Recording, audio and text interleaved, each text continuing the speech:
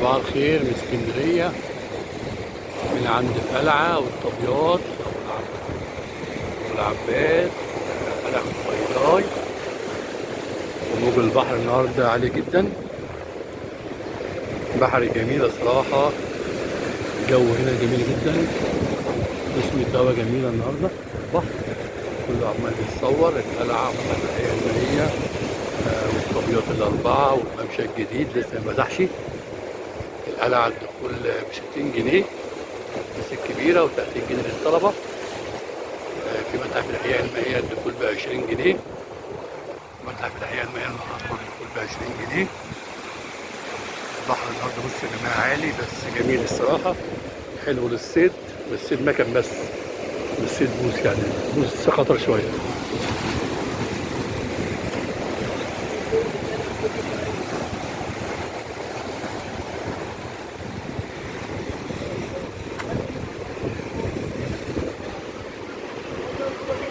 اسكندرية الجميلة اللي عايز يجي هنا يا جماعة بيركب أي حاجة من على البحر.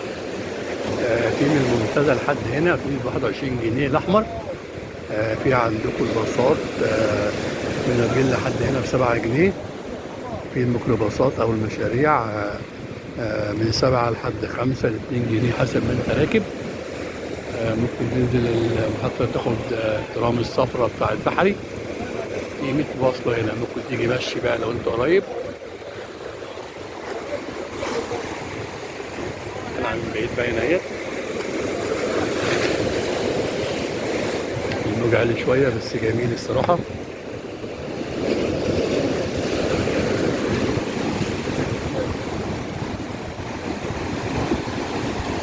يا رب يوم جميل كده، يا رب يا رب.